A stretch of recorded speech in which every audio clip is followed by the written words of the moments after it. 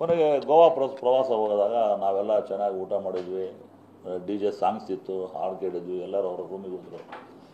ನಾನು ಕೂಡ ಊಟ ಮಾಡ್ತಾಯಿದ್ದೆ. ಅದು ಏಕಾಏಕಿ ಅವರು ಏನು ಚರ್ಚೆ ಆಯಿತು ನನಗೆ ಗೊತ್ತಿಲ್ಲ, ಏನೂ ಗಲಾಟೆ ಆಗಿಲ್ಲ. ಇದ್ದಕ್ಕಿದ್ದಂಗೆ ಅದು ಬಿಫೋರೇ ಇತ್ತು, ಒಂದು ರುದ್ರಾವತಾರ ನಡೀತಾ ಇತ್ತು.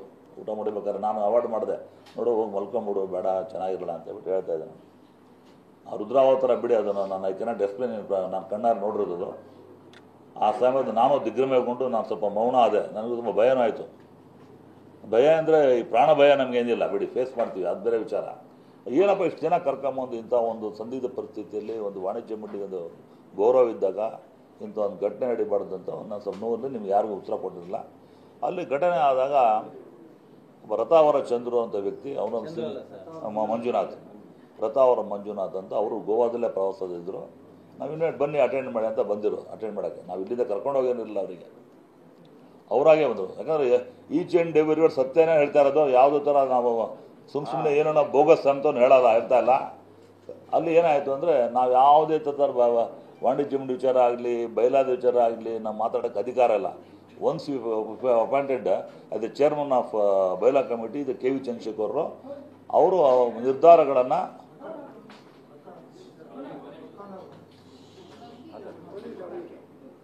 ಸರ್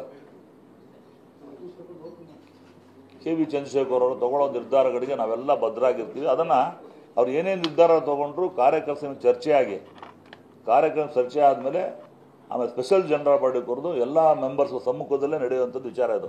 ಇಲ್ಲಿ ಕಾನ್ಫಿಡೆನ್ಷಿಯಲ್ ಅದು ಮಾಡಿದ್ವಿ ಅಂತ ಏನೋ ಒಂದು ಬಿಡ್ತಾ ಇದ್ದ ಪ್ರೈವೇಟ್ ಬಿಡ್ತಾ ಇದ್ರು. ಸತೀಶ್ವರ್ ಪಾಪ ವಾಣಿಜ್ಯ ಮಂಡಳಿ ಎಲ್ಲ ಬಯಲಾ ನಿಯಮಗಳು, ರೂಲ್ಸು, ರೆಗ್ಯುಲೇಷನ್ಸು ಎಲ್ಲ ಗೊತ್ತು. ಅದನ್ನು ವಾಣಿಜ್ಯ ಮಂಡಳಿ ಬಯಲಾ ವಿಚಾರ ಚರ್ಚೆ ಆಯಿತು, ಮೀಟಿಂಗ್ ವಿಚಾರ ಚರ್ಚೆ ಆಯಿತು, ಏಕಾಏಕಿ ಗಲಾಟೆ ಆಯಿತು ಅಂತ ಒನ್ ಸೈಡೆಡ್.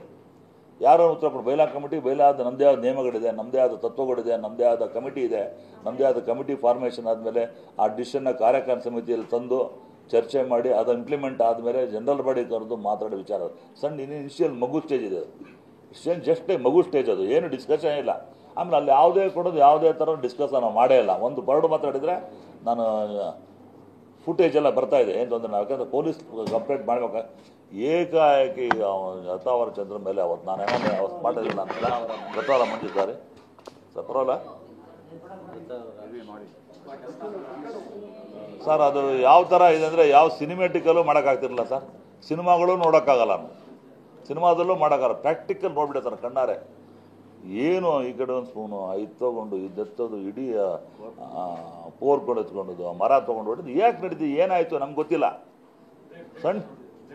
ಸಣ್ಣ ವಿಚಾರ. ಇನ್ನೇನು ಅವ್ರು ಮಾತಾಡಿ ಯಾಕೆ ಊಟ ಮಾಡಿ ಅಂತ ಹೇಳಿದ್ರು ಅಷ್ಟೇ. ನಾನು ಕೇಳ್ತು, ರಥಾವರ ಮುಂಚೆ ಆರಾಮಾಗಿ ಊಟ ಮಾಡಿ ಮಲ್ಕೊಡಿ ಅಂದರು ಅಷ್ಟೇ. ನೀನು ಯಾರು ಹೇಳೋಕ್ಕೆ ಅಂತ ಮಾತು ಸ್ಟಾರ್ಟ್ ಆಯಿತು. ಅದು ನಾವು ಫುಟೇಜ್ ಕೇಳಿದಾಗ ಅವ್ರು ಕೇಳಿದೆ, ಫುಟೇಜ್ ಕೊಡ್ಬೇಕಂತ ಪೊಲೀಸ್ ಕಂಪ್ಲೇಂಟ್ ಕೊಟ್ಟು. ಅಲ್ಲಿ ಯಾಕೆ ಅವತ್ತು ಕೊಟ್ಟಾಗದು, ಗಣೇಶನ ಮೇಲೆ ಔಟ್ಯಾಕ್ ಆಯಿತು. ಗಣೇಶ ಬಿಡ್ಸೋಕೆ ಹೋಗಿದ್ದು, ಗಣೇಶ ಯಾವುದಾದ್ರೂ ಭಾಗಿಯಾಗಿಲ್ಲ, ಚರ್ಚೆ ಆಗಿಲ್ಲ. ವಿತಿನ್ 2 ಮಿನಿಟ್ಸ್ ಅವ್ರು ನಿದ್ದೆ ಮಾಡೋಕ್ಕೆ ಹೊಂಟ್ಬಿಟ್ಟಿದ್ರು ಕೆಳಗಡೆ. ಆ ಟೈಮಲ್ಲಿ ಏಕಾಏಕಿ ನುಗ್ಗಿಬಿಟ್ಟು ಅವನ ಮೇಲೆ ತಲೆ ಮಾಡಿದು. ಏನು ರಥಾವರ ಚಂದ್ರ ಏಟ್ ನೋಡಿ 1 ಸೆಕೆಂಡ್ 1 ಇಂಚ್ ಹೋಗಿದ್ದಾರೆ. ಅದು ಏನು ಅದರ ಸರ್, ಯಾರು ಪ್ರೊಫೆಷನಲ್ ಇವರು ಮಾಡಲ್ಲ ಅದು ಸರ್. ಅಂಥವ್ರಿಗೆ ನಾವು ಇಂಥ ಒಂದು ಶಕ್ತಿ ಇರುವಂಥ ರಾಜ್ಯದಲ್ಲಿ, ಇಂಥ ಒಂದು ಶಕ್ತಿ ವಾಣಿಜ್ಯ ಮಂಡಳಿಯಲ್ಲಿ ನಾವೆಂದೂ ನೋಡಿಲ್ಲ, ಕಂಡಿಲ್ಲ, ಕೇಳಿಲ್ಲ. ಆಮೇಲೆ ನಮಗೂ ಎಕ್ಸ್ಪೆಕ್ಟೇಷನು ಮಾಡಿಲ್ಲ. ನಾವೆಲ್ಲೋ ಒಂದು ಪ್ರವಾಸ ಹೋಗಿದ್ದೆ ದೊಡ್ಡ ತಪ್ಪಾಯಿತು ಅನ್ನೋ ಸಾಗ್ಬಿಡ್ತು. ಏನೋ ಪ್ರವಾಸಕ್ಕೆ ಮೋಜು ಮಸ್ತಿ ಮಾಡೋಕ್ಕೆ ಹೋಗಿಲ್ಲ ಸರ್. ಇದೇನೋ ಭಾಳ ವರ್ಷಗಳಿಂದ ಕೇಳ್ತಾ ಇದ್ರು. ನೆಕ್ಸ್ಟ್ ಸೆಕ್ಟ್ರ್ ಕೌನ್ಸಿಲ್ ಕಣೋ, ಅದು ಪ್ಲ್ಯಾನ್ ಇದೆ. ನೆಕ್ಸ್ಟ್ ಮಂತ್ ಕರ್ಕೊಂಡಿದೆ. ನೀರು ಕೊಡು.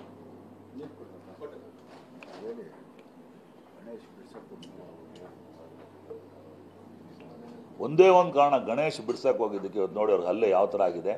ಅವ್ರು ಬಂದು ಏನು ಮಾತಾಡಿದ್ದಾರೆ, ನಮಗವ್ರಿಗೆ ಪರ್ಸ್ನಲ್ ಆಗ್ತಿರಲಿಲ್ಲ, ಮುಂಚೆ ಗಲಾಟೆ ಆಗ್ತಿತ್ತು. ಯಾರೇ ಎಷ್ಟೇ ಗಲಾಟೆ ಮಾಡಿದ್ರು ವಾಣಿಜ್ಯ ಮಂಡಳಿ ಮ್ಯಾನ್ ಹ್ಯಾಂಡ್ಲಿಂಗ್ ನಡೆದಿಲ್ಲ ಇತಿಹಾಸದಲ್ಲೇ.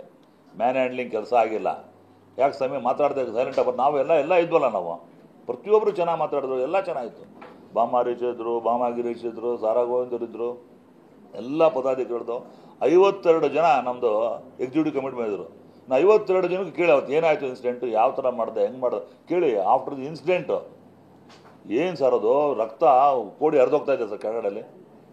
ಇಮ್ಯಾಜಿನ್ ಮಾಡಿ, ಯಾರು ನಮ್ಮನೆ ಮಕ್ಕಳು ತಾನೆ, ಅವರು ಅಣ್ಣ ತಮ್ಮಂದ್ರು ಅಕ್ಕ ತಂಗಿ ಇದ್ದಾರೆ ತಾನೆ, ಹೆಂಡತಿ ಮಕ್ಕಳು ಇದ್ದಾರೆ ತಾನೆ. ಕಾಮನ್ ಸೆನ್ಸ್ ಬೇಡವಾ? ಒಂದು ಕಾಮನ್ ಸೆನ್ಸ್ ಬೇಡವ ಸರ್ ಅಲ್ಲಿಗೆ? ಇಲ್ಲಿ ಯಾರ್ಯಾರಿಗೂ ಭಯ ಪಡ್ಕೊಂಡು ಜೀವನ ಮಾಡೋಕೆ ನಮ್ಗೆ ಅವಶ್ಯಕತೆ ಇಲ್ಲ. ಸುಳ್ಳು ಹೇಳಿ ಬದುಕೋ ಜೀವನನೇ ಬೇಡ. ಇಟ್ ದಿ ಕಾಸ್ಟ್ ಆಫ್ ರಾಜೀನಾಮೆ. ಇದು ವಾಣಿಜ್ಯ ಮಂಡಳಿ ಅಧ್ಯಕ್ಷ ಆಗಿರ್ಬೋದು, ಏನೇ ಆಗಿರ್ಬೋದು, ಯಾರಿಗೇ ಆಗಲಿ, ಎಲ್ಲೇ ಆಗಲಿ, ಯಾವುದೇ ಥರ ಈ ಥರ ಮಾತಾಡೋದು ಮಾಡಿ ತಪ್ಪಿದೋ ಇದು ತಾವು ಕೂಡ ಖಂಡಿಸಿ ಅಂತ ತಮ್ಮ ರಿಕ್ವೆಸ್ಟ್ ಮಾಡ್ಕೊಂತೀನಿ ಸರ್.